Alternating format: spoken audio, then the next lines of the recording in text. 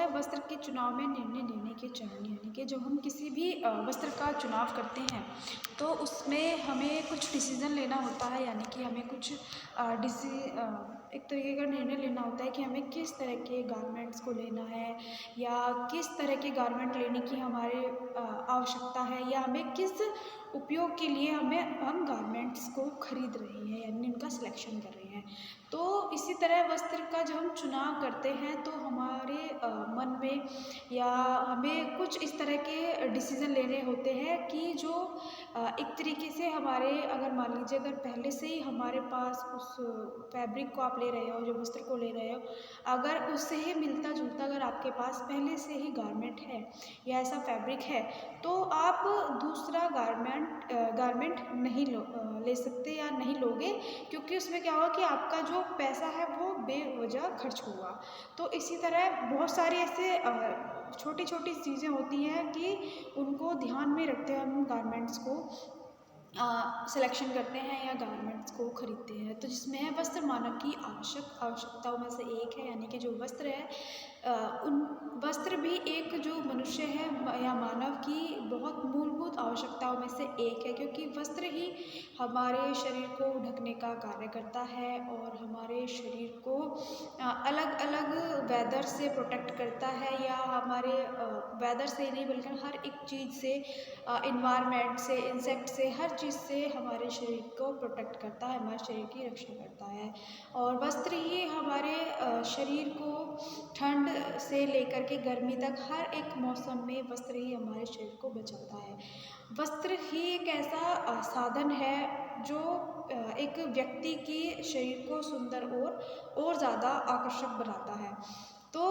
वस्त्र मानव की आवश्यकताओं में से एक माना गया है, यानी कि जो मनुष्य की मूलभूत आवश्यकताएं होती हैं, जैसे रहने के लिए मकान की आवश्यकता होती है, घर की आवश्यकता होती है, या खाने के लिए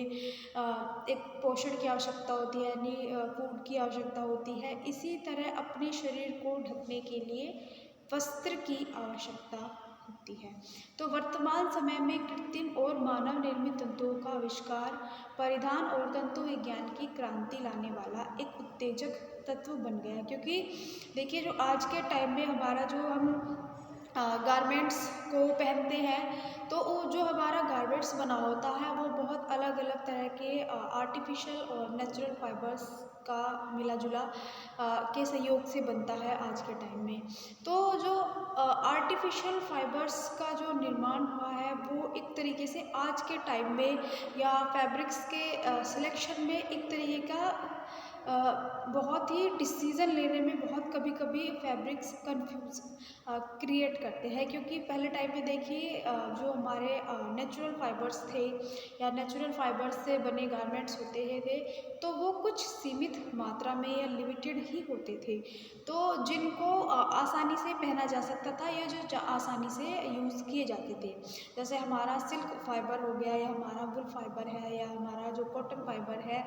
ये। लेकिन आज के टाइम में क्या हुआ कि कृत्रिम फाइबर यानी आर्टिफिशियल फाइबर्स या मैन मेड फाइबर्स या केमिकल फाइबर्स को ज़्यादा यूज़ किया जाता है, क्योंकि जो इनकी मात्रा है या ये लिमिटेड नहीं है, तो ये इनकी संख्याएं भी बहुत ज़्यादा होती है, तो जिनके द्वारा ज़्यादा से ज़्यादा वैरायटियाँ फैब्रिक्स में आ जाती है, ज़्यादा से ज़्यादा वैरायटी के साथ साथ गारमेंट्स को और ज़्यादा अट्रैक्टिव और सुंदर बनाया जाता है। तो कई बार ऐसा होता है कि गारमेंट का सिलेक्शन करते समय कभी कभी थोड़ा कन्फ्यूज़न क्रिएट हो जाता है या व्यक्ति थोड़ा कंफ्यूज हो जाता है, क्योंकि कई बार जो हमारे गारमेंट्स होते हैं वो प्योर हमारे नेचुरल फाइबर्स के नहीं होते, या कई बार भी प्योर आर्टिफिशियल फाइबर्स के नहीं होते, वो आपस में मिलाए जाते हैं। तो इन दोनों को या नेचुरल फाइबर्स को या आर्टिफिशियल फाइबर्स को मिला करके गारमेंट्स का या हमारे क्लोथ्स का मैन्युफैक्चरिंग की जाती है, जिसमें नई नई इनोवेशन करके नए नए डिज़ाइंस को डाल करके गारमेंट्स को बनाया जाता है। तो इसी तरह तंतु विज्ञान में एक तरह की क्रांति लाने वाला एक उत्तेजक तत्व है। इन्हीं तंतुओं के कारण परिवार के सामने बहुत सारी या अधिक मात्रा में क्या होता है कि और अलग अलग प्रकार के परिधान उपलब्ध रहते हैं, यानी कि नई नई वैरायटियाँ उनमें उत्पन्न होने लगती है, क्योंकि उनमें नए नए फाइबर्स क्रिएट किए जाते हैं। या कई बार ऐसा होता है कि जब हम फैब्रिक की वीविंग करते हैं तो क्या होता है कि फैब्रिक की वीविंग के द्वारा हम नए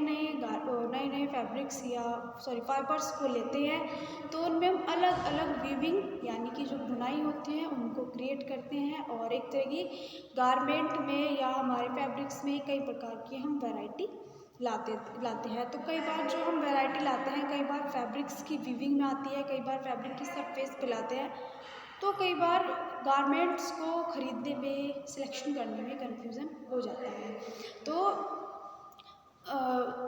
इन्हीं तंतुओं के कारण परिवारों के सामने अधिक मात्रा और प्रकार से परिधान उपलब्ध रहते हैं। नई नई परिसज्जाएँ वस्त्रों में नई नई विशेषताएँ उत्पन्न करती है, क्योंकि देखिए जब हम गारमेंट्स को बनाते हैं तो या फैब्रिक्स का निर्माण करते हैं तो उनमें नई नई परिसज्जाएँ दी जाती है, ताकि वो देखने में सुंदर और आकर्षित लगते हैं, अट्रैक्टिव लगते हैं। क्योंकि आज के टाइम में जो हमारे गारमेंट्स में परिसज्जा यानी कि एक तरह की फिनिशिंग दी जाती है, क्योंकि देखिए कुछ हमारी फिनिशिंग तो ऐसी होती है कि बेसिक फिनिशिंग होती है जो हर तरह के गारमेंट्स पर अप्लाई की जाती है। जैसे हमारा गारमेंट्स मशीनों के बीच में से होकर के गुजरता है तो वो गंदा भी होता है, तो या कई बार उस पर स्टेन्स भी लगते हैं, कई बार ऑयल भी लगता है। तो कई बार उन स्टेन्स को रिमूव करने के लिए या मशीनों में से गुजरते समय वस्त्र गंदा हो जाता है, तो उस गंदेपन को या मटमैले रंग को दूर करने के लिए वस्त्र पर फिनिशिंग की जाती है, जिससे वो फैब्रिक या वो साफ हो जाता है या उन स्टेन्स को रिमूव किया जाता है। उसके बाद कई बार ऐसा होता है कि मशीनों में से निकलने के बाद जो हमारी फैब्रिक की सैल्वेजेस होती है वे तिरछी मिर्ची हो जाती है, तो उनको एक समान बनाया जाता है, कई बार उनको मशीन में सुखाया जाता है। तो इसी तरह कुछ हमारी बेसिक फिनिशिंग्स होती है जो वस्त्र को सुंदर और अट्रैक्टिव बनाया जाता है वस्त्र पर से। तो कुछ हमारी बेसिक होती है और कुछ हमारे वस्त्र पर फिनिशिंग लाई जाती है, ताकि वो सुंदर और अच्छे बन सके। तो अलग अलग फैब्रिक्स पर अलग अलग तरह की फिनिशिंग लाई जाती है, जिसके कारण वस्त्र की देखरेख और भी आसान हो जाती है और वह पहनने वाले व्यक्ति पर भी आकर्षक दिखाई देते हैं। यह सब तत्व किसी भी प्रकार के परिधान में चयन पर महत्वपूर्ण प्रभाव डालते हैं, यानी कि वो फाइबर किस तरह का बना हुआ है या उसमें किस प्रकार की फिनिशिंग डाली गई है, या वो देखने में कितना अट्रैक्टिव है, कितना अट्रैक्टिव नहीं है, या उसमें किस प्रकार का कलर कॉम्बिनेशन किया गया है, या उसमें किस प्रकार की वीविंग्स को डाला गया है, जिससे उनकी सरफेस को और ज़्यादा सुंदर और अट्रैक्टिव बनाया जाता है। तो ऐसी तरह जब हम फैब्रिक्स का चयन करते हैं तो चयन करते समय बहुत सारी ऐसे पॉइंट्स होते हैं या बहुत सारी ऐसी चीज़ें होती हैं जिनको ध्यान में रखकर ही फैब्रिक्स का या गारमेंट्स का